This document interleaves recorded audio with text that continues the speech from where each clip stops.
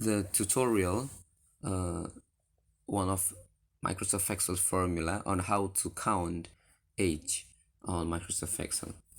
There are three ways or three methods to count the age on the Microsoft Excel that I want to explain here on this video.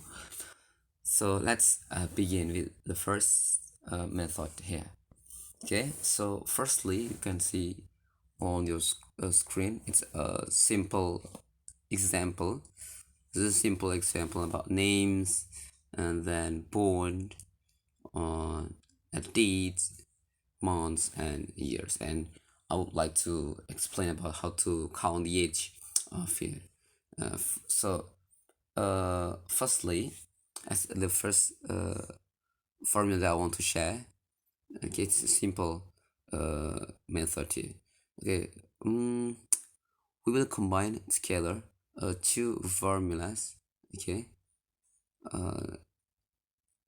today or now. Okay, that's a first method that we will combine some formulas here. Okay, several 10 years and that will be followed by the date, the current date. Okay, so just see on this formula, equal to sign and then year and open brackets today and open the brackets and close the brackets and also close the brackets once again to close the year formula here.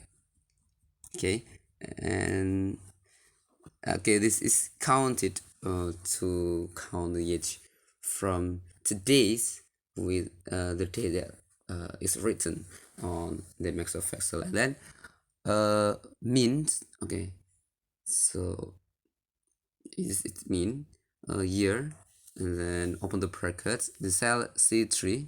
Okay, that's the date or year that is written on the okay, on the table. Okay, and then enter. Okay, so today's year is mean with the written dates on the table. Okay, and then enter and copy the formula by dragging down, and that's finished. Okay, moving to the second ways. It's different with the dates that, again, that's different with the first formula because we want to count the age of people here, and we will count with date f. Okay, date f. Okay, date okay, dative. Okay, equal to sign and dative, date dated if. Okay, dated if and then open the brackets, the first or the written dates from C3 and then comma today. Okay, today's date and today, and open the brackets and close the brackets and comma because we want to know in years, so we should use the quotation mark and then y. It means year. Okay, and then close the brackets and enter. Okay, it's the same with the first method as the result of the did if. Okay, so how to read it?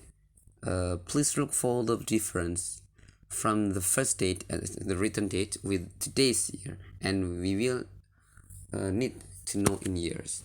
Okay, and then if we want to know about the month, not year, just the code on the last letter is not y, and we can change into month as month, month. Okay, and then just copy the formula, just click here. Okay, and the third method here, how to change how to know the count with the formula year. Okay, okay, it's similar how to know about the date or to know the age, and it's about year frag. Okay, this is year frag formula. Go to sign an year frag, and then open the bracket. It's about start date. Okay, this started on table, and then comma, and today, and open and close the brackets, and started, ended, and after this, close the brackets again to close the year frag, and then press enter, and you'll know about it. And to know and to copy the formula, just click on the bottom corner here, or double click here, or you can drag down. Okay, so it is similar. Okay, it's similar with the first until the third formulas, but you can see the little differences here. Just it's about rounded, because many formulas have some rounded, and it's different. This is unrounded. How to know about the, you can see here on the Ariane Marina, the first as a 8, and is a 7 on the second, and 3 on the third formula is 8. Okay, so it means rounded. So if people have age of 1 year and 7 months, okay, so some formulas will make a rounding to input the months to the next year, or for example 1 year and 7 months.